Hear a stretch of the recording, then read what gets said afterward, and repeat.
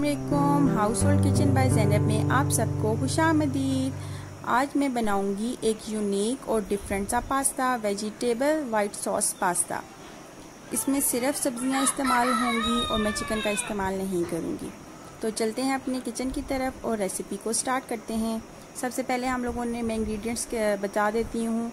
Cabbage लिया है, green capsicum है, पोटैटोज़ हैं और कोरा है। कोरा जो है इसमें स्पेशल इंग्रेडिएंट है जो हम लोग यूज़ करेंगे अपने पास्ते में। सबसे पहले मैं वाइट सॉस पास्ते को रेडी करूंगी। इसके लिए मैंने प्याज लिया है, प्याज को ब्राउन कर लिया है और एक ये मैंने सॉस तैयार किया है।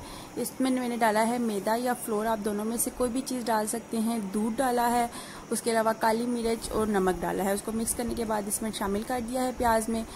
और जब ये अभी इसको 5 मिनट तक खिलाएंगे, जब इसकी थिकनेस आ जाएगी तो फिर हम लोग इसको उतार लेंगे। सिंपल और बिल्कुल इजी, हम लोग कोई भी इसको आराम से घर में तैयार कर सकता है। ये देखें, अब ये बिल्कुल थिक सा नज़र आ रहा है और इसको हम लोग तकरीबन 2 मिनट बाद इसको उतार लेंगे क्योंकि ज़्यादा नहीं इसको पकाना। पास्ता सॉस तो हमारा रेडी हो चुका है और अब मैं बनाती हूँ वेजिटेबल्स को, तैयार करती हूँ मैक्रोनीज और वेजिटेबल को। सबसे पहले मैंने इसमें प्याज और पोटैटोज डाल दिए हैं ताकि वो फ्राई हो जाएं और आलू थोड़े से गल जाएं। ये थोड़े से फ्राई हो जाएंगे तो अब मैं इसमें शामिल कर रही हूँ तोरी। तोरी स्पेशल इंग्रेडिएंट है और इसका टेस्ट बहुत ही ज़बरदस्त आएगा। तोरी को भी डालकर अच्छी तरह से मिक्स करना है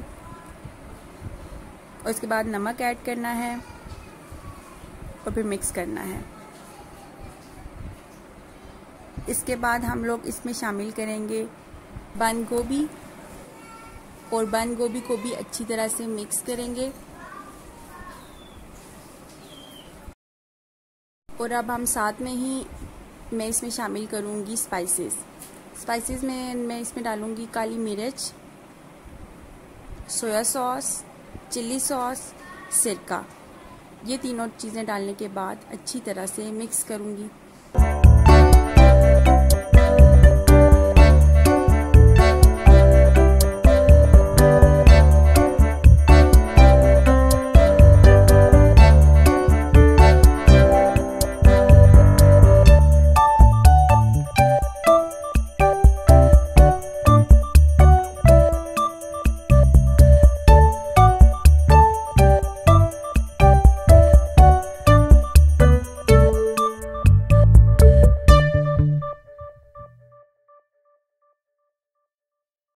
अब फाइनली इसमें ऐड करूंगी मैं मैक्रोनीज को अच्छी तरह से मिक्स करूंगी ताकि सारी सब्जियां और मैक्रोनीज के साथ में, थोड़ी सी मैक्रोनीज गिर भी गई हैं लेकिन चलें कोई मसला नहीं है।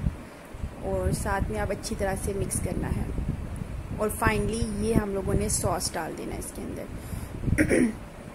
सॉस भी देखें कितना ज़्यादा थिक है, जितना थिक होगा उतना ही मज़ेदार हमारा पास्ता बनेगा।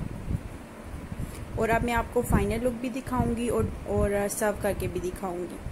अगर आपको मेरी ये यूनिक सी रेसिपी पसंद आई हो तो मेरे चैनल को ज़रूर सब्सक्राइब करें, लाइक करें मोर वीडियोस के लिए। ये देखें फाइनल लुक माशाल्लाह से ज़बरदस्त आया है और खाने में भी ये इतना ही मज़ेदार है। इसमें चिकन नहीं डला लेकिन फिर भी ये बहुत मज़ेदार है। आप लोग ज़रूर ट्राई करें और मेरे चैनल को सब्सक्राइब करें। Thank you so much. अल्लाह हाफिज़।